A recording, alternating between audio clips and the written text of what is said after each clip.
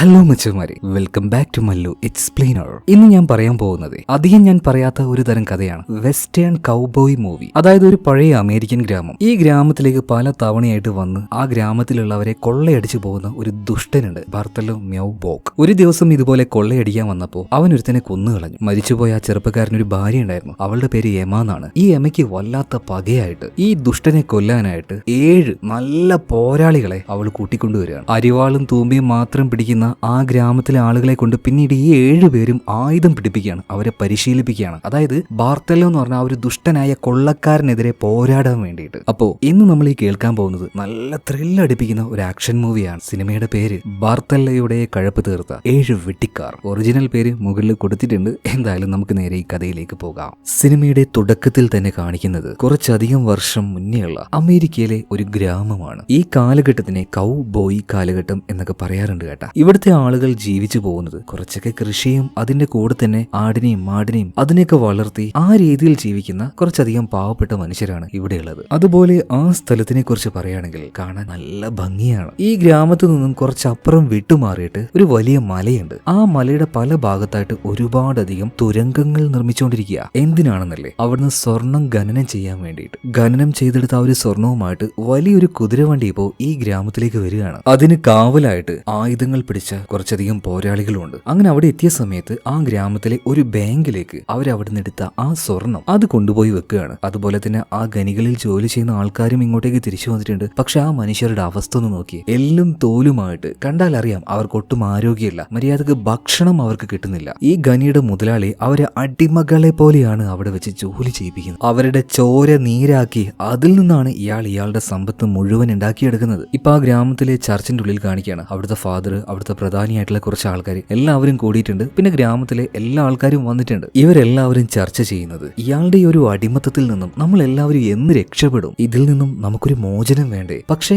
അയാളെ എതിർത്ത് ആര് പോരാടും? ആ കാര്യത്തിനെ കുറിച്ചും അവരങ്ങോട്ടും ഇങ്ങോട്ടും സംസാരിക്കുന്നുണ്ട്. ചിലരൊക്കെ പറയുന്നുണ്ട് ഇങ്ങനെ തന്നെ അങ്ങ് പോട്ടെ, എല്ലാം നമുക്ക് സഹിക്കാം. ചിലരൊക്കെ പറയാണ് പറ്റില്ല, പോരാടണം. എന്നാൽ അങ്ങനെ പോരാടാൻ മാത്രമുള്ള കഴിവൊന്നും ഇവർക്കില്ല. ഇവരെല്ലാവരും കർഷകരാണ്, ആയുധം പിടിക്കാത്തവരാണ്. അങ്ങനെ അതും ഇതും പറഞ്ഞ് ഇവരങ്ങോട്ടും ഇങ്ങോട്ടും തർക്കിക്കുന്ന സമയത്താണ് ആയുധധാരികളായ കുറച്ച് പേരുടെ കൂടെ ഒരാൾ അങ്ങോട്ടേക്ക് കയറി വരുന്നത്. ഇയാളുടെ പേരാണ് ബാർത്തലോമ്യൂ ബോക്ക്. നമുക്ക് തൽക്കാലം ഇയാളെ ബാർത്തലോ എന്ന് വിളിക്കാം. വളരെ ക്രൂരമായ സ്വഭാവമുള്ള ഈ മനുഷ്യൻ എന്ത് ചെയ്യാനും മടിക്കാത്തൊരു ക്രൂരനാണ്. ഇവിടെയുള്ള ചെറിയ ചെറിയ ഗ്രാമത്തിലെ ആളുകളെ കൊണ്ടുപോയി പട്ടിയെ പോലെ പണിയെടുപ്പിച്ച് അതിൽ നിന്നും സമ്പത്ത് ഉണ്ടാക്കുന്ന ഒരു രാക്ഷസൻ. ഈ ഒരു ബാർത്തലോയെ കണ്ട സമയത്ത് എല്ലാവരും പേടിച്ച് മിണ്ടാതിരിക്കുകയാണ്. ഇയാൾ അങ്ങോട്ടേക്ക് വന്നിട്ട് ഒരു കാര്യം പറയുന്നുണ്ട്. എന്താണ്, ഈ ഗ്രാമത്തിൽ ജീവിക്കാൻ നിങ്ങൾക്ക് എല്ലാവർക്കും ബുദ്ധിമുട്ടാണോ? ബുദ്ധിമുട്ടാണെങ്കിൽ എന്നോട് പറഞ്ഞാൽ മതി, ഞാൻ നിങ്ങളുടെ സ്ഥലവും വീടും അത് വിലക്കെടുത്തോളാം. പക്ഷെ വളരെ തുച്ഛമായ കാശ് ഇയാൾ കൊടുക്കുള്ളൂ എന്ന് അവിടുത്തെ നാട്ടുകാർക്ക് അറിയാം. ആരും മിണ്ടാതെ നിന്ന സമയത്ത് ഈ ബാർത്തലോ പറയാണ്, ഇനിയിപ്പോ നിങ്ങൾ തന്നിട്ടില്ലെങ്കിലും നിങ്ങളുടെ കയ്യിൽ നിന്നും ഞാനത് മേടിക്കും. ഈ സ്ഥലം മുഴുവനായിട്ട് ഞാൻ ഉഴുതു മറിക്കാൻ പോവാണ്. എല്ലാ സ്ഥലവും ഞാൻ തുരന്നെടുക്കും. ഇവിടെ എല്ലാം സ്വർണ്ണമുണ്ട്. ഇതേ നേരം തന്നെ അവിടെ ഉണ്ടായിരുന്ന ആളുകളെ പേടിപ്പിക്കാനായിട്ട് ഇയാളുടെ ആളുകളുണ്ടല്ലോ ആകാശത്തേക്ക് ഫയർ ചെയ്യാണ്. എല്ലാവരും ആകെ പേടിച്ച് നിൽക്കുകയാണ്. ആരും ഒന്നും മിണ്ടുന്നില്ല.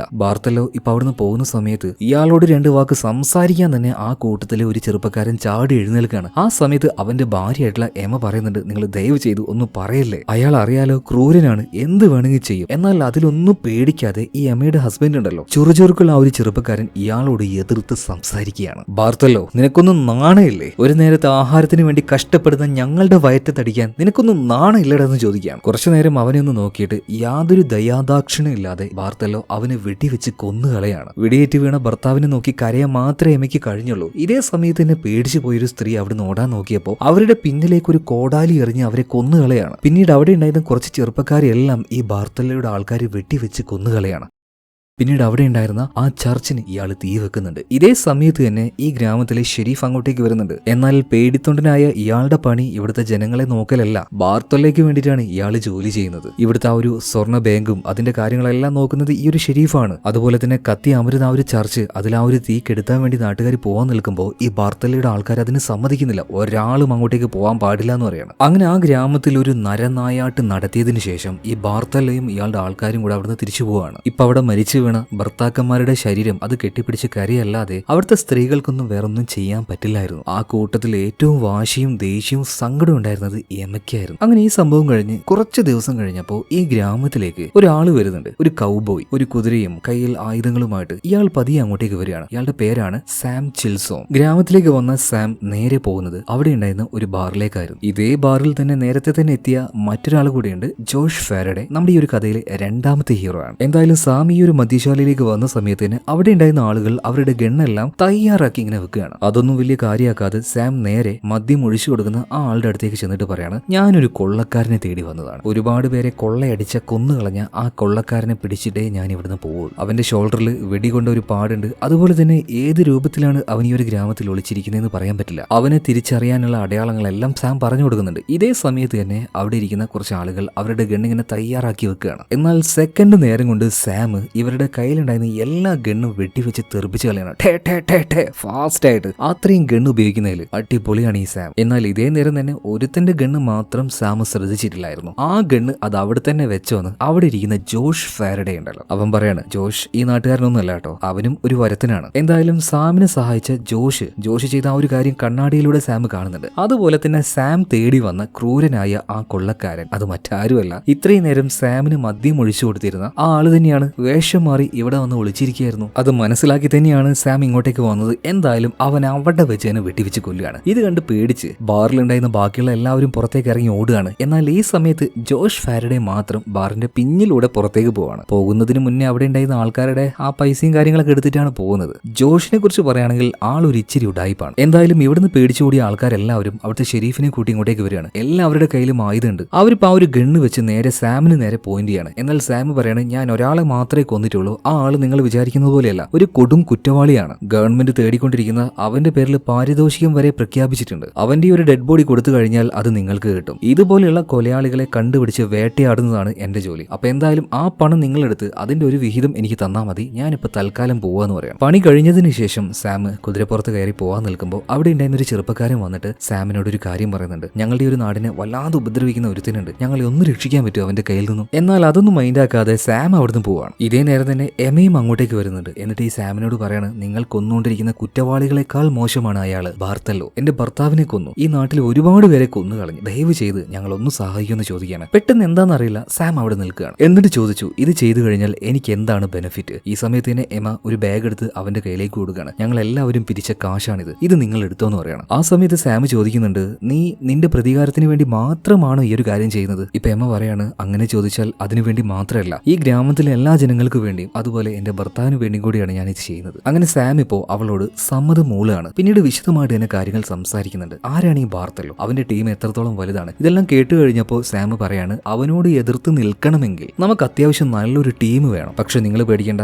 ആ ടീം അത് ഞാൻ തന്നെ ഉണ്ടാക്കിയെടുത്തോളാം എന്ന് പറയണം. ഇതേ നേരം തന്നെ ആ ഒരു മദ്യശാലയുടെ പിറകിലൂടെ രക്ഷപ്പെടാൻ നോക്കിയ ജോഷിനെ വേറെ രണ്ടാൾക്കാർ പിടിച്ചുകൊണ്ടുപോയിട്ട് അവനോട് കാശ് കൊടുക്കാൻ വേണ്ടി പറയാണ്. അതായത് ഇവിടെയല്ല, ഇതിന്റെ അപ്പുറത്തുണ്ടായിരുന്ന ഒരു ഗ്രാമത്തിൽ വെച്ച് ഈ രണ്ടാൾക്കാരെയും ചൂതാട്ടത്തിലൂടെ പറ്റിച്ച് ഇവന്മാരുടെ കാശ് അടിച്ചു മാറ്റിയ ആളാണ് ജോഷ്. അപ്പൊ ആ ഒരു കാശാണ് ഇവർ ചോദിക്കുന്നത്. എന്നാൽ അവരുടെ ആ ഒരു ഗൺ പോയിന്റിൽ നിന്നും ചില കോമാളിത്തരങ്ങൾ ജോഷ് കളിക്കുകയാണ്. അവന്റെ കയ്യിലുണ്ടായിരുന്ന കാർഡ് അത് മേലേക്കിട്ട് ഇവന്മാരുടെ ശ്രദ്ധയൊന്ന് മാറ്റിക്കാൻ വേണ്ടി ഒരു മാജിക് എല്ലാം കാണിക്കുന്നുണ്ട്. അതിലൊരുത്തന്റെ ശ്രദ്ധ മാറി എന്ന് കണ്ടപ്പോൾ അവനെ വെട്ടിവെച്ച് കൊന്നുകളയാണ് ജോഷ്. എന്നിട്ട് മറ്റവന്റെ കയ്യിൽ ആ ഒരു ഗണ്ണ് മേടിച്ച് അവന്റെ കാലിനിട്ടൊന്ന് പൊട്ടിച്ച് അവന്റെ കഴുത്തിൽ ഗണ്ണ് വെച്ചിട്ട് പറയാണ്, ചക്കരക്കുട്ട ഇനി എന്റെ പിന്നാലെ വന്നു കഴിഞ്ഞാൽ ഞാൻ തട്ടു എന്ന് തന്നെ പറയാം.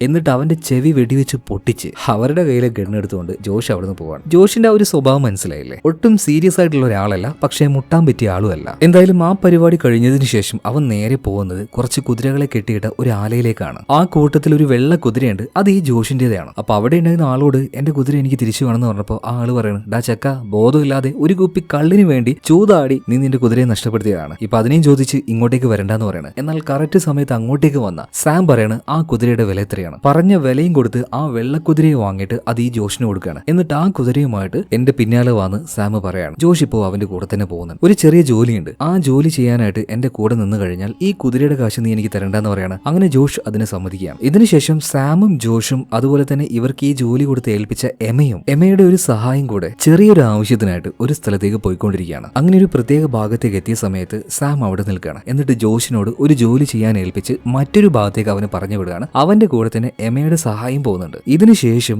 എമയും അതുപോലെ തന്നെ സാമും കൂടെ നേരെ പോകുന്നത് അവിടെ ഉണ്ടായിരുന്ന ഒരു കാട്ടിലേക്കാണ്. കുറച്ചു നേരം ആ ഒരു കാട്ടിലൂടെ പോയി അവസാനം അവിടെ ഉണ്ടായിരുന്ന ഒരു മരത്തിന്റെ വീട് സാം കാണുന്നുണ്ട്. ഗണ്ണെല്ലാം തയ്യാറാക്കി വെച്ച് സാമും അതുപോലെ തന്നെ എമ രണ്ടുപേരും കൂടെ ആ ഒരു വീട്ടിന്റെ ഉള്ളിലേക്ക് പതിയെ കയറി പോവാണ്. കാരണം അതിനുള്ളിൽ ഒരു കുറ്റവാളി ഒളിച്ചിരിക്കുന്നുണ്ടെന്ന് സാമിന് അറിയാം. ഇപ്പൊ അവന്റെ പേര് വിളിച്ചുകൊണ്ട് തന്നെ സാം ഉള്ളിലേക്ക് ചെല്ലുകയാണ്. വാസ്കോ, നീ ഇവിടെ ഉണ്ടെന്ന് എനിക്ക് നന്നായിട്ട് അറിയാം. ഗവൺമെന്റ് തേടുന്ന ഒരു കുറ്റവാളിയാണ് നീ. അതുകൊണ്ട് കൂടുതൽ കളിക്കാൻ നിൽക്കണ്ട, പതിയെ പുറത്തേക്ക് വന്നേക്കെന്ന് പറയണം. ഒരു ഗണ്ണുമായി ചിരിച്ച മുഖവുമായിട്ട് ഇപ്പൊ വാസ്കോ പുറത്തേക്ക് വരുന്നുണ്ട് കേട്ടോ. ഇപ്പൊ വാസ്കോയോട് സാം ഒരു കാര്യം പറയുന്നുണ്ട്. ഇവിടെ വെച്ച് ഞാൻ നിന്നെ ഒന്നും ചെയ്യാൻ പോകുന്നില്ല, ഗവൺമെന്റിന് നിന്നെ കാണിച്ചു കൊടുക്കാനും പോകുന്നില്ല. പക്ഷെ അതിന് പ്രത്യുപകാരമായിട്ട് നീ എനിക്ക് വേണ്ടി ഒരു ജോലി ചെയ്യുമെന്ന് ചോദിക്കുകയാണ്. അവൻ അതിന് സമ്മതം മൂളുന്നുണ്ട്. ഇവരുടെ ഈ ഒരു ടീമിലേക്ക് വാസ്കോയും ചേരുകയാണ്. അവന് നന്നായിട്ട് ഗണ്ണെല്ലാം ഉപയോഗിക്കാൻ അറിയാട്ടോ. അപ്പൊ ടീമിൽ ഇപ്പൊ 3 ആളായി. സാം, ജോഷ്, അതുപോലെ തന്നെ ഈ വാസ്കോ. ഇതേ നേരം തന്നെ സാം കൊടുത്തൊരു ജോലി ചെയ്യാനായിട്ട് ജോഷ് തൊട്ടപ്പുറത്തെ ഗ്രാമത്തിലേക്ക് പോയില്ലേ. ജോലി എന്താന്ന് വെച്ചാൽ പഴയ ഒരു യുദ്ധവീരനുണ്ട്. ആളുടെ പേര് റോബിൻ ആണ്. നല്ല കിഡിലൻ ഷൂട്ടറാണ്. എത്ര ദൂരത്ത് നിന്ന് വേണമെങ്കിലും ഷൂട്ട് ചെയ്യാൻ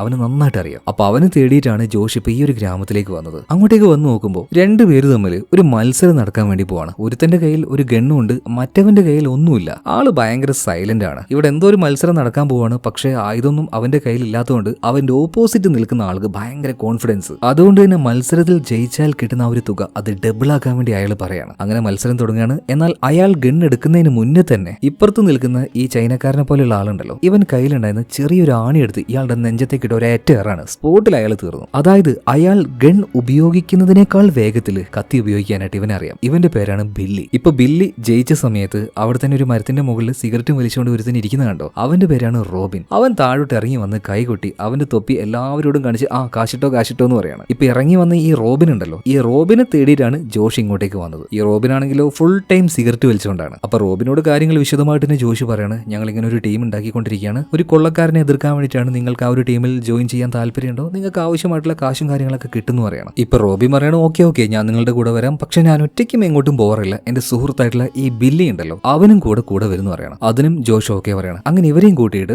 ജോഷ് ഇപ്പോ സാം പറഞ്ഞ സ്ഥലത്തേക്ക് പോവാണ്. അവിടെ വെച്ച് ഇവരെല്ലാവരും മീറ്റ് ചെയ്യാണ്. അങ്ങനെ ടീമിൽ ഇപ്പോൾ 5 പേരായിട്ടുണ്ട്. ഇപ്പൊ ടീമിലേക്ക് വന്ന റോബിൻ ഉണ്ടല്ലോ, നമ്മുടെ എമയെ കണ്ട് ഏതാണ് ഈ സ്ത്രീ എന്ന് ചോദിക്കുന്നുണ്ട്. അപ്പൊ സാം പറയണേ, ഇവരാണ് നമ്മുടെ മുതലാളി. ഈ ജോലി ചെയ്യാനായിട്ട് നമുക്ക് കാശ് തരാൻ പോകുന്നത് ഇവരാണ്. അങ്ങനെ ഇവരെല്ലാവരും കൂടി വീണ്ടും മുന്നോട്ടേക്ക് പോവാണ്. ഈ സമയത്ത് 2 ആൾക്കാർ അങ്ങോട്ടും ഇങ്ങോട്ടും എന്തൊക്കെയോ പറയുന്നത് ഇവർ കേൾക്കുന്നുണ്ട്. ആ ജാക്ക് ബുൾ ഉണ്ടല്ലോ, അവനെ ഞാൻ അടിച്ചു കൊന്നു. അവന്റെ ഗണ്ണ ഇപ്പൊ എന്റെ കയ്യിൽ കിടക്കുന്നത്. ഞാനൊരു വീരൻ തന്നെ. ഇത് പറഞ്ഞു തീർന്നില്ല, അവന്റെ നെഞ്ചിലേക്ക് ഒരു കോടാലി വന്ന് കയറുകയാണ്. സ്പോട്ടിൽ തീർന്നു. അപ്പൊ തന്നെ ആജാനുബാഹുവായിട്ടുള്ള ഒരു മനുഷ്യൻ അങ്ങോട്ടേക്ക് ചാടി വന്ന് ആ ഗണ്ണ് പിടിച്ചു വലിച്ച് രണ്ടാമത്തെ ആളെ അടിച്ച് കൊന്നുകളയാണ്. ഇപ്പൊ വന്ന ആളെ കൊന്നു എന്നാണ് കുറച്ചു നേരം മുന്നേ ആ പൊട്ടൻ വിടുവായിത്തരം പറഞ്ഞത്. ഇവന്റെ പേരാണ് ജാക്ക് ബുള്ള് കേട്ടോ. ഭയങ്കര ദേഷ്യക്കാരനാ. അപ്പൊ ജാക്കിനോട് സാം നമ്മുടെ ടീമിൽ ചേരുന്നു എന്ന് ചോദിക്കുമ്പോൾ ഒരു പുച്ഛത്തോടെ നോക്കി ജാക്ക് അവിടുന്ന് പോവാണ്. ഇതിനുശേഷം ഇവരുടെ ടീമിലേക്ക് വേണ്ട ആൾക്കാരെ തേടി വീണ്ടും മുന്നോട്ടേക്ക് പോവാണ്. രാത്രിയായ സമയത്ത് ഇവർ മരുഭൂമിയുടെ ഒരു ഭാഗത്ത് വിശ്രമിക്കുന്നുണ്ട്. എന്നാൽ ഈ നേരത്ത് ആ മരുഭൂമിയിൽ വെച്ച് ആരൊരാൾ ഇവരെ നിരീക്ഷിക്കുന്നുണ്ടായിരുന്നു. ഇവരുടെ പിന്നാലെ തന്നെയുണ്ട്. ആ കാര്യം നേരം വെളുത്ത സമയത്ത് ഇവർക്ക് മനസ്സിലാവുകയും ചെയ്തു കേട്ടോ. അത് ഇവരോട് വന്ന് പറഞ്ഞത് ഇന്നലെ സഹായം ചോദിച്ചപ്പോൾ പുച്ഛത്തോടെ ചിരിച്ചുപോയ ആ ഒരു ജാക്ക് ഉണ്ടല്ലോ, അയാളാണ്. നിങ്ങൾ സൂക്ഷിക്കണം, നിങ്ങളുടെ പിന്നാലെ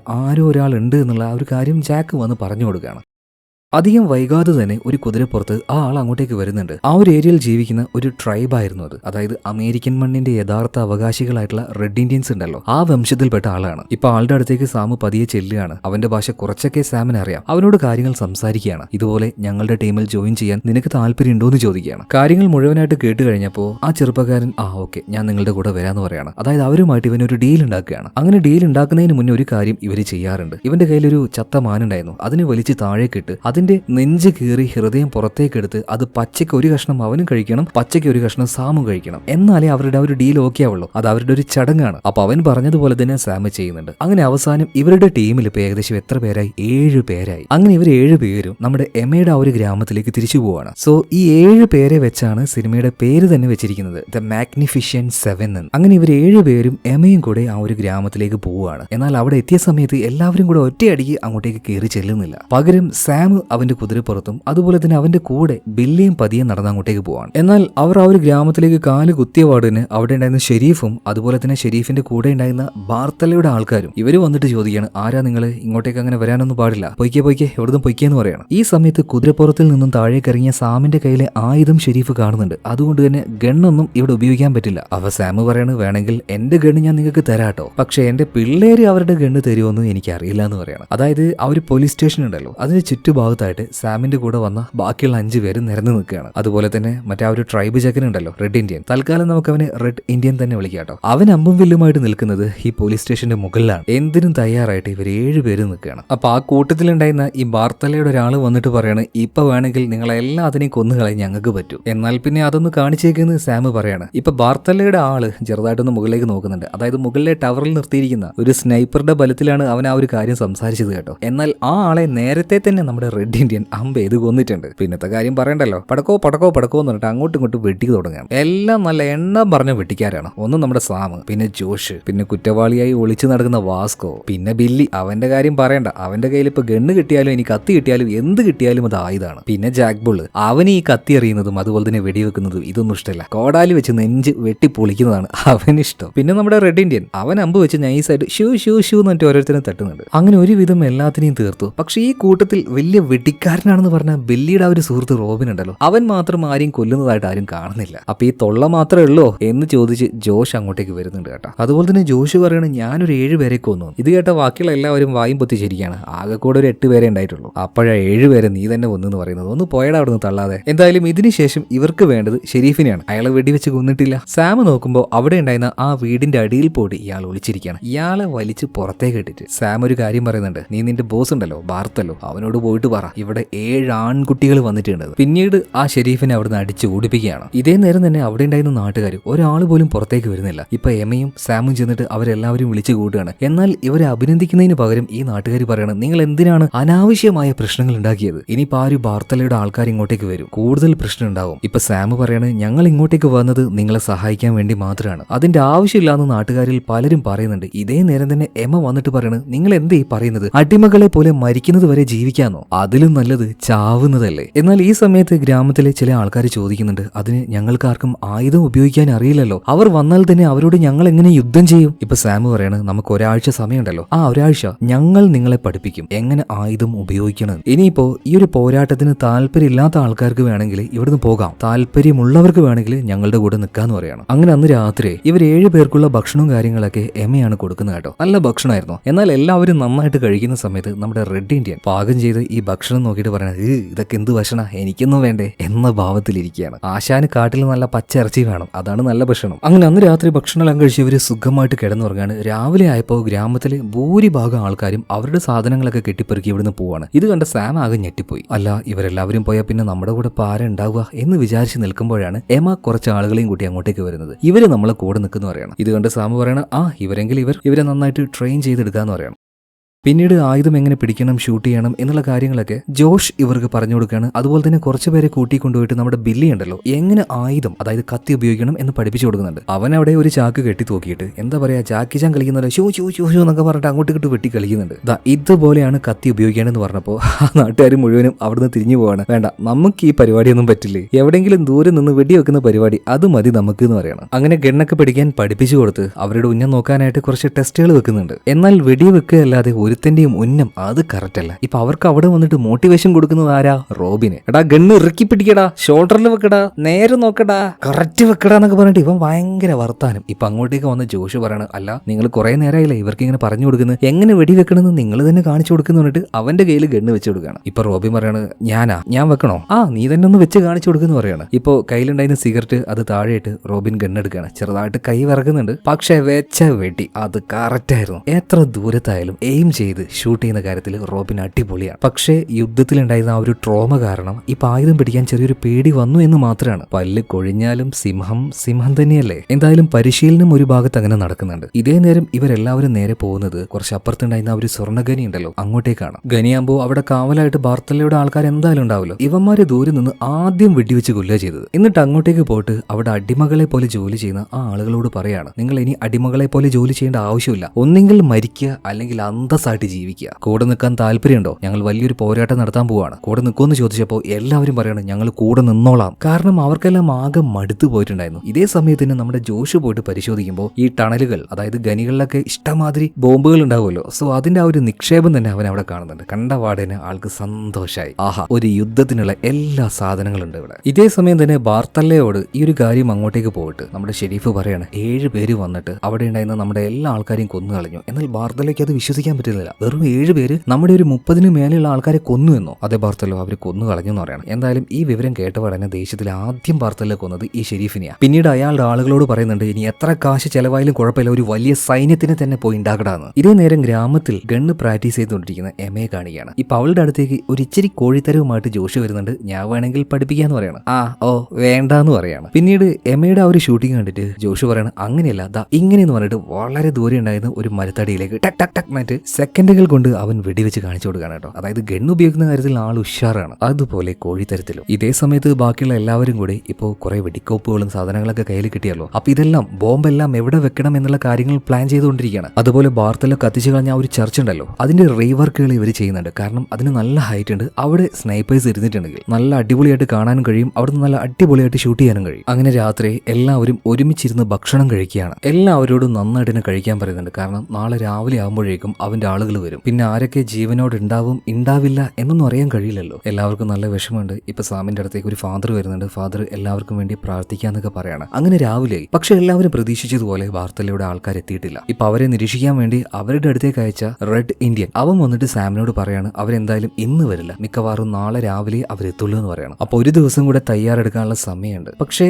സമയം എങ്ങനെ വൈകും തോറും എല്ലാവരുടെ ഉള്ളിലും ടെൻഷൻ കൂടിക്കൂടി വരികയാണ്. ഇപ്പൊ രാത്രിയായ സമയത്ത് പേടിച്ചു പോയ ഒരാൾ ഇവിടുന്ന് നാട് വിടാൻ നോക്കുകയാണ്. മറ്റാരുമല്ല, റോബിൻ തന്നെ. എന്നാൽ ആ ഒരു കാര്യം ഇപ്പൊ സാമ് കാണാണ്. സാമ് പറയാണ്, റോബിനെ നിനക്ക് പോണെങ്കിൽ പോകാം, പ്രശ്നമൊന്നുമില്ല, ഞാൻ നിന്നെ തടുക്കില്ല. എന്നാലും ഇങ്ങനെ പേടിച്ചോടുന്നത് ഒരു ധീരനെ പറ്റിയ കാര്യമാണ് ചോദിക്കുമ്പോൾ ദേഷ്യം വന്ന് റോബിൻ പറയാണ്, ഞാനൊരു ധീരനല്ല, ഒരു പേടിത്തൊണ്ടനാണ്. കുറെ യുദ്ധങ്ങൾ നേരിട്ട് കണ്ട് എന്റെ മനസ്സാകെ ഇളകി നിൽക്കുകയാണ്, എന്നെ കൊണ്ടാവില്ല എന്ന് പറഞ്ഞിട്ട് അവൻ അവിടെ നിന്ന് പോവാണ്. ഇപ്പൊ അവൻ പോയത് കൊണ്ട് തന്നെ ബില്ലിക്ക് ഭയങ്കരമായിട്ട് വിഷമമാണ്. അവൻ ഒറ്റയ്ക്കിരുന്ന് കുറെ മദ്യം കഴിക്കുന്നുണ്ട്. അതുപോലെ തന്നെ ബാക്കിയുള്ള എല്ലാവരും കൂടി ചേർന്ന് സംസാരിക്കുകയാണ്. ആർക്ക് വേണമെങ്കിലും ഇപ്പൊ പോകാം, ഇത് അവസാന അവസരമാണ്. എന്നാൽ ബാക്കി ആരും ഇതുപോലെ പേടിച്ചോടാൻ തയ്യാറായിരുന്നില്ല കേട്ടോ. അങ്ങനെ ആ രാത്രിയും കഴിയാണ്. പിറ്റേ ദിവസം രാവിലെ ആയവോട് തന്നെ അത്യാവശ്യം നല്ല ഉറപ്പും ബലമുള്ള ഒരു വീടിന്റെ ബേസ്മെന്റിലേക്ക് കുട്ടികളെ മാറ്റുകയാണ്. കാരണം യുദ്ധത്തിൽ അവർക്കൊന്നും പറ്റാൻ പാടില്ലല്ലോ. അങ്ങനെ എല്ലാം കഴിഞ്ഞ് ഇവർ കാത്തിരിക്കുകയാണ് ബാർത്തലയുടെ ആൾക്കാർ വരുന്നതിനായിട്ട്. വിചാരിച്ചതുപോലെ തന്നെ ബാർത്തലോ ഒരുപാട് 100 കണക്കിന് കുതിരപ്പോരാളികളുമായിട്ട് അങ്ങോട്ടേക്ക് വന്നിട്ടുണ്ട്. അവരുടെ കൂട്ടത്തിലും ഒരു ദുഷ്ടനായിട്ടുള്ള റെഡ് ഇന്ത്യൻ ഉണ്ട് കേട്ടോ. ഈ ഒരു ബാർത്തലയുടെ റൈറ്റ് ഹാൻഡ് ആണ്. ഇതേ നേരം ഗ്രാമത്തിലെ ആളുകൾ പല ഭാഗത്തായിട്ട് ചെറിയ ചെറിയ ട്രെഞ്ചുകൾ, അതായത്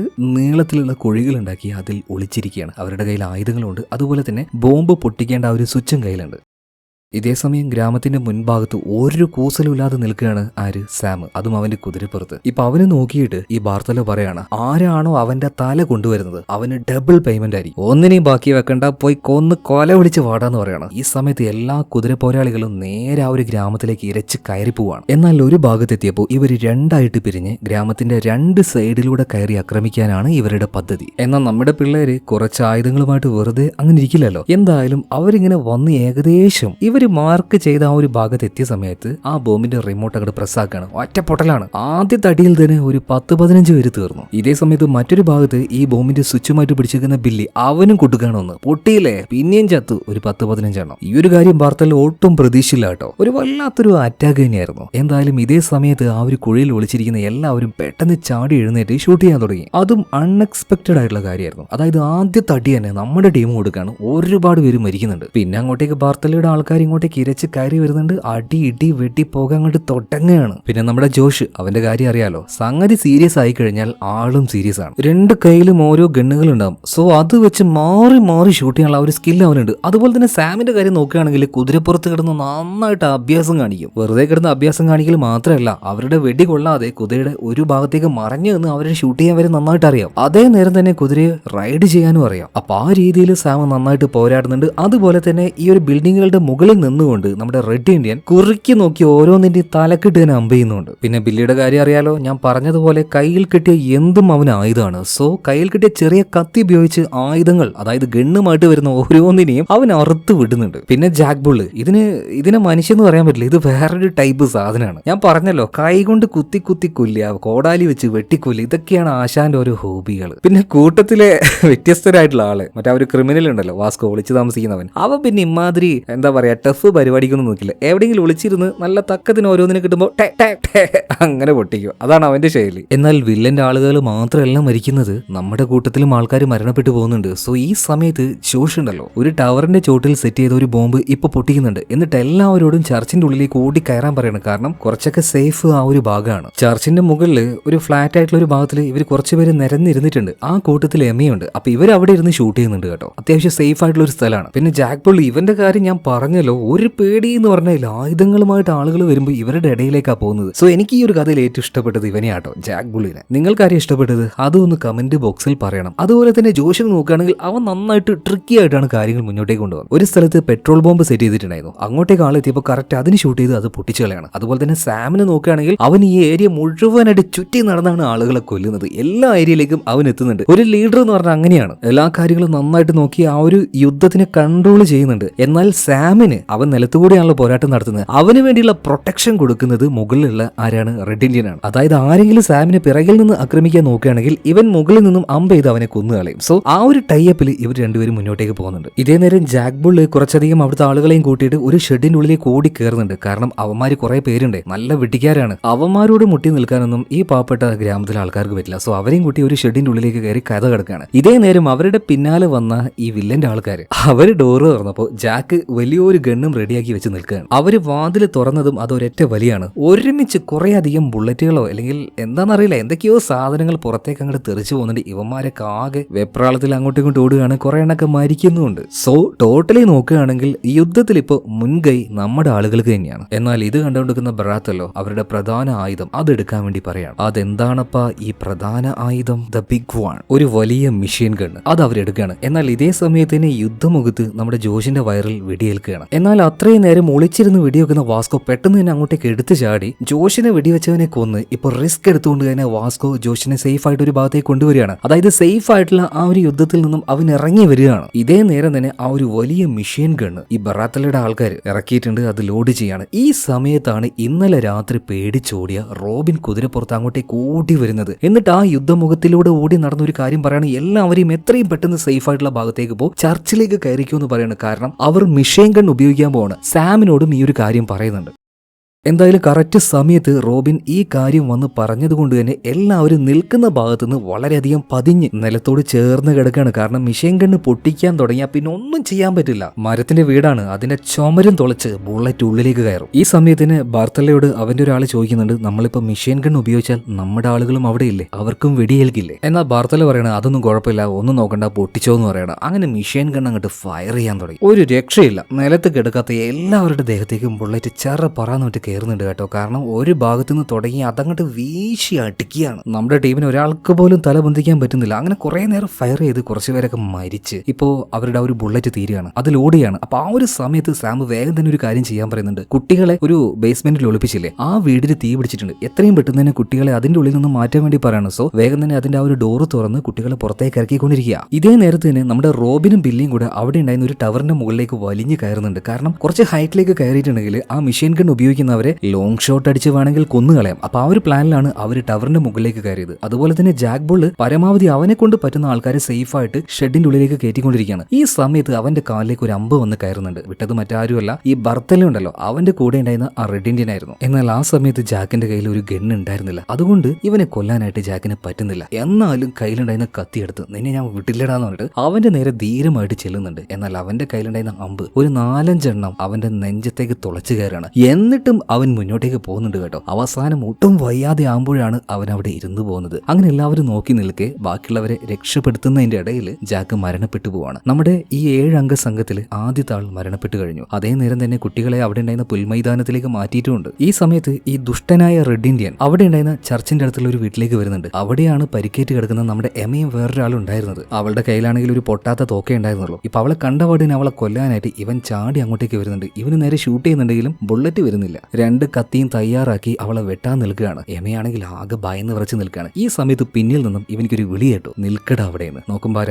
നമ്മുടെ റെഡ് ഇന്ത്യൻ. എന്നിട്ട് അവൻ പറയാണ്, നീ നമ്മുടെ വംശത്തിന് തന്നെ ഒരു അപമാനാടാ. ഇപ്പൊ അവന് നേരെ കത്തിയും വീശി ചെന്ന് ഇവന്റെ കൈകിട്ട് നമ്മുടെ റെഡ് ഇന്ത്യൻ നിസാരമായിട്ട് ഒരു വരട്ട് കൊടുക്കുകയാണ്. പിന്നെ ചുമരിന് ചേർത്ത് പിടിച്ച് 4 കുത്തും. പിന്നീട് കഴുത്ത് ഞെരുക്കി പിടിച്ച് കറക്കി ഒരേറ്റ ഏറ് കൊടുക്കുകയാണ്. തീർന്നു. അവനൊന്ന് തിരിച്ചടിക്കാൻ വരെ പറ്റിയില്ല കേട്ടോ. ഇതേ നേരം തന്നെ മിഷൻ ഗണ്ണുമായിട്ട് അവര് രണ്ടാമത്തെ റൗണ്ട് ഫയർ ചെയ്യാൻ തുടങ്ങുകയാണ്. ഈ സമയത്ത് എങ്ങനെയൊക്കെയോ സാമിന്റെ അടുത്തേക്ക് ചെന്ന ജോഷു ഒരു കാര്യം പറയുന്നുണ്ട്, സാമേ ഒരുത്തനും എന്നെ ഷൂട്ട് ചെയ്യാൻ പാടില്ല, എന്നെ കവർ ചെയ്തു എന്ന്. എന്നിട്ട് ആ 2 ഗണ്ണും എടുത്ത് ഇവൻ ഡയറക്റ്റ് ആയിട്ട് അങ്ങോട്ട് ഇറങ്ങുകയാണ് കേട്ടോ. നേരെ ഒരു കുതിര എടുത്തിട്ട് ആ മിഷൻ ഗണ്ണുള്ള ഭാഗം ഉണ്ടല്ലോ അങ്ങോട്ടേക്ക് പായാണ്. പക്ഷേ അവിടെ എത്തുന്നത് വരെ ഒരാൾ പോലും അവനെ ഷൂട്ട് ചെയ്യാൻ പാടില്ല. സോ അവനെ മാക്സിമം കവർ ചെയ്തിട്ട് അവനെ ഷൂട്ട് ചെയ്യുന്നവരെ സാം വെടിവെച്ചുകൊണ്ടിരിക്കുകയാണ്. സോ പരമാവധി ജോഷിനെ കവർ ചെയ്യാൻ വേണ്ടിയിട്ട് റോബിനും ബില്ലിയും അവരുടെ സേഫ്റ്റി പോലും നോക്കാതെ ജോഷിനെ ആരാണോ വെടിവെക്കുന്നത് അവരെ മാത്രം വെടിവെച്ചുകൊണ്ടിരിക്കുകയാണ്. അങ്ങനെ പരമാവധി അവനെ കവർ ചെയ്ത് വിടുന്നുണ്ട് കേട്ടോ. എന്നാൽ ആ മിഷൻ ഗൺ ഉപയോഗിച്ച് ഇവരെന്ത് ചെയ്തു, റോബിനെയും ബില്ലിയും, അതായത് ഇവര് ആ ഒരു ടവറിന്റെ മുകളിലാണല്ലോ, അങ്ങോട്ടേക്ക് ഷൂട്ട് ചെയ്ത് 2 പേരെയും കൊന്നുകളയാണ്. വെടിയേറ്റ റോബിൻ ഉരുണ്ട് താഴേക്ക് വീഴുന്നുണ്ട്, അവൻ മരിക്കുന്നുണ്ട്. അതുപോലെ തന്നെ ബില്ലി മരിക്കുന്ന സമയത്തും ചിരിച്ചുകൊണ്ടാണ് മരിക്കുന്നത്. അവന് പേടിയില്ലാന്ന്. അതുപോലെ ഇവർ പ്ലാൻ ചെയ്തതുപോലെ തന്നെ ഇപ്പൊ ജോഷ് കുതിരപ്പുറത്ത് ആ ഒരു മിഷൻ ഗണ്ണിന്റെ അടുത്ത് എത്താനായിട്ടുണ്ട്. പക്ഷേ അങ്ങോട്ടേക്ക് എത്താൻ അവനെ കൊണ്ട് കഴിഞ്ഞില്ല. അപ്പോഴേക്കും അവന് വെട്ടിവെച്ചിടുകയാണ്. കുതിരപ്പുറത്തു നിന്നും അവൻ താഴേക്ക് വീഴുന്നുണ്ട്. മിഷൻ ഗണ്ണ് ഓപ്പറേറ്റ് ചെയ്യുന്നവർ ഇപ്പൊ അത് നോക്കി ചിരിക്കുകയാണ്, അവന്റെ കാര്യം തീർന്നു എന്ന് പറഞ്ഞിട്ട്. എന്നാൽ അവൻ അവിടുന്ന് വീണ്ടും എഴുന്നേറ്റ് പതിയെ നടന്നു വരുന്നുണ്ട്. അപ്പോഴും വെച്ച് ഒരു 2 എണ്ണം അവന്റെ നെഞ്ചത്തേക്ക് ജോഷ് ഫെറഡെ അവൻ അവിടെ വീണുപോയി. പിന്നീട് അവനെ കൊണ്ട് എഴുന്നേൽക്കാൻ കഴിഞ്ഞില്ല കേട്ടോ. എന്തായാലും മരണം മുന്നിൽ കണ്ട ജോഷ് എന്താക്കി, അവസാന ആഗ്രഹം എന്നാണ് അവന്റെ കീശയിലെ സിഗരറ്റ് എടുക്കുന്നുണ്ട്. എന്നിട്ട് തീപ്പെട്ടി ഉരച്ച് അത് കത്തിക്കാൻ നോക്കുമ്പോൾ കത്തുന്നില്ല. ഇതേ നേരം തന്നെ ഒരാൾ അവനെ ഷൂട്ട് ചെയ്ത് കൊല്ലാൻ നോക്കുമ്പോൾ അവരുടെ കൂട്ടത്തിലെ മെയിൻ ആയിട്ടുള്ള ആള് പറയണത്, വേണ്ട കൊല്ലണ്ട, അവന്റെ അവസാനത്തെ ആഗ്രഹമല്ലേ, സിഗരറ്റ് കത്തിച്ചോട്ടെ എന്ന് പറയാം. ജോഷിനെ കൊണ്ട് തീപ്പെട്ടി ഉരക്കാൻ കഴിയാത്തത് കൊണ്ട് തന്നെ ഇപ്പൊ ആ ഒരു ഗണ്ണിന്റെ ഓപ്പറേറ്റർ അവൻ താഴേക്ക് ഇറങ്ങി വന്ന് ആ സിഗരറ്റ് കത്തിച്ചു കൊടുക്കുകയാണ്. അവനൊരു പഫ് എടുത്തതിന് ശേഷം അവന്റെ തലക്ക് നോക്കി വെടിവെക്കാൻ നിൽക്കുമ്പോഴേക്കും ജോഷിന്റെ കാര്യം തീർന്നു. അവൻ മരിച്ചവിടെ വീണു പോവാണ്. അവന്റെ കാറ്റ് പോയി, വാ നമുക്ക് പോകാന്ന് പറഞ്ഞിട്ട് ഈ മെയിൻ ആയിട്ടുള്ള ആള് നേരെ ആ ഒരു ഗണ്ണിന്റെ അടുത്തേക്ക് പോവാണ്. എന്നാൽ ഈ സമയത്ത് ജോഷ് ഒന്നുകൂടെ എഴുന്നേൽക്കുകയാണ്. അതായത് അവൻ വെറുതെ കുനിഞ്ഞു കിടന്നതല്ല, അവന്റെ കീശയിലുണ്ടായിരുന്ന ഡൈനാമൈറ്റിന് തിരി കൊടുത്താൻ വേണ്ടിയിട്ടായിരുന്നു അവൻ കുനിഞ്ഞത്. എന്നിട്ട് അവരോട് പറയണ പോവുകയാണെങ്കിൽ ഇതാ ഇത് കൂടെ കൊണ്ടുപോയിക്കെന്ന് പറഞ്ഞിട്ട് ഒരേറ്റ ഏറാണ്. പൊട്ടി തെറിച്ചു എന്ന് പറയാലോ. ആ മിഷൻ ഗണ്ണും അത് ഓപ്പറേറ്റ് ചെയ്യാൻ വേണ്ടി അവിടെ നിന്നിരുന്ന ഒരു 10 പേര് സ്പോട്ടിൽ തീർന്നു. എന്തായാലും മരിക്കുന്ന സമയത്ത് ജോഷ് ആ ഒരു മിഷേനെയും നശിപ്പിച്ചു, അതുപോലെ തന്നെ കൂടെ ഉണ്ടായിരുന്ന ഒരു 10 പേരെയും കൊന്നിട്ടാ ആശാൻ തീർന്നത്. എന്തായാലും പക്ക ഹീറോയിക് ആയിട്ടുള്ള ഒരു കാര്യം ചെയ്തിട്ടാ ആശാൻ തീർന്നത്. ഇപ്പൊ ബാർത്തലയുടെ കാര്യം നോക്കുകയാണെങ്കിൽ അവന്റെ ടീം ഏകദേശം തീർന്നു. ഇനിയിപ്പോ ബാക്കി പ്രത്യേകിച്ച് ആരുമില്ല, ഒരു 2 പേരും അവനും ഉണ്ട്. ഇപ്പൊ ആ 2 ആളെയും കൂട്ടിയിട്ട് നേരെ ഗ്രാമത്തിലേക്ക് കയറുകയാണ്. ആ ചർച്ചിന്റെ ഉള്ളിൽ ഒരുത്തനുണ്ട്, അവനെ പോയി കൊണ്ടുപോകാന്ന് പറഞ്ഞിട്ട് കൂട്ടത്തിലുള്ള 2 ആൾക്കാരെ അതിന്റെ ഉള്ളിലേക്ക് വിടുന്നുണ്ട്. വിട്ട സമയത്ത് ഒരു 4-5 വെടിശബ്ദം കേൾക്കുന്നുണ്ട്. കുറച്ച് കഴിഞ്ഞപ്പോൾ പുറത്തേക്ക് ഇറങ്ങി വന്നത് അവന്റെ ആളുകളായിരുന്നില്ല, പകരം സാം ആയിരുന്നു. ഒരു കൂസലും ഇല്ലാതെ സാം അവിടെ വന്ന് നിൽക്കുകയാണ്. ഇപ്പൊ സാമിനെ നോക്കിയിട്ട് ഈ ബാർത്തല ചോദിക്കുകയാണ്, സാം ചിൽസോം, എന്താണ് നിനക്ക് എന്നോട് ഇത്ര പക? ഒരു കാര്യം ഉറപ്പാണ്, ഈ ഗ്രാമത്തിലുള്ളവരെ സഹായിക്കാൻ വേണ്ടി മാത്രമല്ല നീ ഇതൊക്കെ ചെയ്യുന്നത്. എന്താണ് നിനക്ക് വേണ്ടത്? ആരാടാൻ? ഈ കാര്യം കേട്ട സമയത്ത് സാം ചിൽസം അവൻ ബാർത്തലയോട് ഒരു ഡേറ്റ് പറയുന്നുണ്ട്, 14 ഒക്ടോബർ 1867. ഓർമ്മയുണ്ടോടാ നിനക്ക് ഈ ദിവസം? എന്നാൽ ബാർത്തലോ എത്ര ഓർത്തിട്ടും ആ ദിവസം എന്താ സംഭവിച്ചെന്ന് അവന് ഓർമ്മ കിട്ടുന്നില്ല. കാരണം ഇതുപോലെ എത്ര ദിവസങ്ങൾ, എത്ര നരനായാട്ടുകൾ. ഇപ്പൊ സാം ചോദിക്കുകയാണ്, നിനക്ക് ഓർമ്മയുണ്ടോടാ കാൻസാസ് എന്ന ഒരു ഗ്രാമം? എന്റെ ഗ്രാമം. നിനക്ക് ഓർമ്മയുണ്ടാവില്ല, പക്ഷേ എനിക്ക് ആ ദിവസവും ആ ഗ്രാമത്തെ മറക്കാൻ കഴിയില്ല. അതെന്റെ ഗ്രാമമാണ്, നീ നശിപ്പിച്ച എന്റെ ഗ്രാമം. പണി പാളിയെന്ന് മനസ്സിലായ ബർത്തല്ലോ അവന്റെ ഗണ്ണെടുത്ത് ഷൂട്ട് ചെയ്യാൻ നിൽക്കുമ്പോഴേക്കും സാം അവന്റെ കയ്യിലേക്ക് ഷൂട്ട് ചെയ്ത് അവന്റെ ഗണ്ണിനെ തെറിപ്പിച്ച് കളയാം. പേടിച്ചുപോയ ബർത്തല്ലോ അവിടെ ഉണ്ടായിരുന്ന ചർച്ചിലേക്ക് കൂടി കയറാൻ നോക്കിയപ്പോൾ അവന്റെ കാലിനും ഷൂട്ട് ചെയ്യാണ്. അങ്ങനെ ഇഴഞ്ഞിഴഞ്ഞ് ആ ചർച്ചിന്റെ അൽത്താരയിലേക്ക് അവൻ അങ്ങനെ പോകുന്ന സമയത്ത് അവന്റെ അടുത്തേക്ക് വന്ന സാം ഒരു കാര്യം ചോദിക്കുന്നുണ്ട്, നിനക്ക് പേടിയാവുന്നുണ്ടോ? നീ മരണത്തെ മുന്നിൽ കാണുന്നുണ്ടോ? എന്നാൽ ഭയന്ന് വിറച്ച് ബർത്തല്ലോ പറയുന്നുണ്ട്, പ്ലീസ് ദയവ് ചെയ്ത് എന്നൊന്നും ചെയ്യല്ലേ, എന്റെ സമ്പത്തിന്റെ പകുതി വേണമെങ്കിൽ ഞാൻ നിനക്ക് തരാം, എന്ത് വേണമെങ്കിൽ തരാം. ഈ നേരത്ത് മനസ്സ് പെട്ടഞ്ഞുകൊണ്ട് തന്നെ സാം ചിൽസം ചോദിക്കുന്നുണ്ട്, തിരിച്ചു കാടാ, എന്റെ അമ്മയെ തിരിച്ചു കാടാ, നീ നശിപ്പിച്ചു കളഞ്ഞ എന്റെ പെങ്ങന്മാരെ താടാ, എന്റെ കുഞ്ഞു പെങ്ങന്മാര് നിങ്ങളോടൊക്കെ എന്താ ചെയ്തതാടാ, അവരെ എനിക്ക് തിരിച്ചതാ. അതുപോലെ തന്നെ എല്ലാം കഴിഞ്ഞ് പോയപ്പോ നിങ്ങൾ എന്നെ അവിടെ തൂക്കിലേറ്റി, ഇതാ കണ്ടോ എന്റെ കഴുത്തിലെ പാടെന്ന് പറഞ്ഞിട്ട് അവൻ കഴുത്തിൽ കെട്ടി ആ ഒരു ഷാൾ ഊരി കാണിച്ചു കൊടുക്കുകയാണ്. അതായത് ഭയങ്കരമായ ഒരു കയറ് കുരുങ്ങിയൊരു പാട് അവിടെ ഉണ്ടായിരുന്നു. എല്ലാം കഴിഞ്ഞ് ആ ഒരു ഗ്രാമത്തിൽ നിന്ന് പോകുമ്പോൾ ഈ സാം ചിൽസത്തിനെയും തൂക്കിയിട്ടാണ് അവർ പോയത്. പക്ഷെ എങ്ങനെയോ അവനതിൽ നിന്ന് രക്ഷപ്പെട്ടു. അതേ മരണവേദന തന്നെ ഇപ്പൊ സാം ഇപ്പോ ബാർത്തലേക്ക് കൊടുക്കണം. അവന്റെ കഴുത്തിൽ ആ ഒരു ഷാൾ കഴുത്തിട്ട് മുറുക്കി അവനിങ്ങനെ കൊന്നുകൊണ്ടിരിക്കുകയാണ്. വേദനയിൽ അവനങ്ങനെ പെടയുമ്പോൾ അവന്റെ ഷൂയിൽ ഒളിപ്പിച്ച ചെറിയ ഗണ്ണെടുത്ത് സാമിനെ ഷൂട്ട് ചെയ്യാൻ നോക്കുമ്പോഴേക്കും ഒരു വെടിശബ്ദം കേൾക്കുകയാണ്. വെടിവെച്ചത് മറ്റാരുമല്ല, നമ്മുടെ എമയാണ്. വാർത്തയിലേക്കിട്ട് സ്പോട്ടിൽ തന്നെ അവൻ തീരുകയാണ്. അതുകൊണ്ട് തന്നെ സാം ഇപ്പൊ രക്ഷപ്പെട്ടു എന്ന് പറയാം. പിന്നീട് സാം അവളുടെ അടുത്തേക്ക് ചെല്ലുന്നുണ്ട്. രണ്ടുപേരും അങ്ങോട്ടും ഇങ്ങോട്ടും നോക്കുകയാണ്. അതായത് സാമിന്റെ മുഖത്ത് ഇപ്പൊ രക്ഷിച്ചതിന് നന്ദി എന്നുള്ള ആ ഒരു രീതിയിലും, അതുപോലെ തന്നെ എമയ്ക്കാണെങ്കിൽ അവളുടെ പ്രതികാരം വീട്ടാനും പറ്റിയല്ലോ, ആ ഗ്രാമത്തെ രക്ഷിക്കാൻ പറ്റിയല്ലോ. സോ ആ ഒരു നന്ദി അവൾ തിരിച്ചും കാണിക്കുകയാണ്. അങ്ങനെ അവളോട് യാത്ര പറഞ്ഞ് സാം അവിടെ നിന്ന് ഇറങ്ങുകയാണ്. അതുപോലെ തന്നെ സാം അങ്ങോട്ടേക്ക് വന്ന സമയത്ത് വാസ്കോ അവിടെ ഉണ്ടായിരുന്നു. വാസ്കോയോട് ആദ്യം തന്നെ ചോദിക്കുന്നത് ജോഷ് ഫാരഡെ അവൻ എവിടെയെന്നാണ്. മുഖം കൊണ്ട് അവൻ തീർന്നു എന്നുള്ള കാര്യം പറയണം. കേട്ടപ്പോൾ സാമിന് നല്ലൊരു വിഷമം തോന്നുന്നുണ്ട്. അതേ സമയത്ത് തന്നെ അങ്ങോട്ടേക്ക് നമ്മുടെ റെഡ് ഇന്ത്യനും വന്നിട്ടുണ്ട്. അവനോട് റോബിന്റെയും ബില്ലിയുടെയും കാര്യം ചോദിച്ചപ്പോൾ അവരും മരിച്ചു എന്ന് പറയാം. അങ്ങനെ 7 പേരായിട്ട് ഇങ്ങോട്ടേക്ക് വന്ന് ഇവരിൽ ഇപ്പൊ ബാക്കിയുള്ളത് 3 പേര് മാത്രമാണ്. ഇവർ 3 പേരും സാമും അതുപോലെ വാസ്കോ അതുപോലെ റെഡ് ഇന്ത്യൻ, ഇവർ 3 പേരും പിന്നീട് അവരുടെ ദൗത്യം കഴിഞ്ഞ സ്ഥിതിക്ക് തിരിച്ചു പോകണം. പോകുന്ന നേരത്തെ എല്ലാവരും അവരെ നോക്കി നന്ദി പറയുന്നുണ്ട് കേട്ടോ. മനസ്സിൽ നിറഞ്ഞുകൊണ്ടാണ് നന്ദി പറയുന്നത്. അതുപോലെ അവിടുത്തെ ഫാദറിനോട് യാത്ര പറഞ്ഞ് സാം പോവുകയാണ്. എവിടുന്നോ വന്ന് ഈ ഗ്രാമത്തെ രക്ഷപ്പെടുത്തിയ 7 ധീരന്മാർ, അവരിൽ 4 പേര് മരണപ്പെട്ടു, 3 പേര് ഇപ്പൊ തിരിച്ചു പോവാണ്. മരണപ്പെട്ട ആ 4 പേർക്കും വേണ്ടിയിട്ട് അവരോടുള്ള ബഹുമാനാർത്ഥം അവർക്ക് വേണ്ടി ശവകുടീരങ്ങൾ ആ ഗ്രാമത്തിലുള്ളവർ ഉണ്ടാക്കി വെച്ചു. സോ അത് കാണിച്ചുകൊണ്ടാണ് സിനിമ ഇവിടെ തീരുന്നത്. നിങ്ങൾക്ക് ഈ കഥ ഇഷ്ടമായോ? ഇതുപോലെയുള്ള കൗബോയ് മൂവീസ്, അതായത് വെസ്റ്റേൺ സ്റ്റോറികൾ ഇഷ്ടമാതിരിയുണ്ട്. നമ്മൾ അധികം പറയാറൊന്നുമില്ല. നിങ്ങൾക്ക് ഇഷ്ടമാണെങ്കിൽ ഉറപ്പായിട്ട് ഞാൻ ഇങ്ങനെയുള്ള കഥകളുമായിട്ട് ഇനിയും വരും. അപ്പോൾ വേണ്ടവർ ഉറപ്പായിട്ട് കമന്റ് ബോക്സിലൂടെ പറയണം. അപ്പോൾ നാളെ നമുക്ക് വീണ്ടും കാണാം. Okay, by.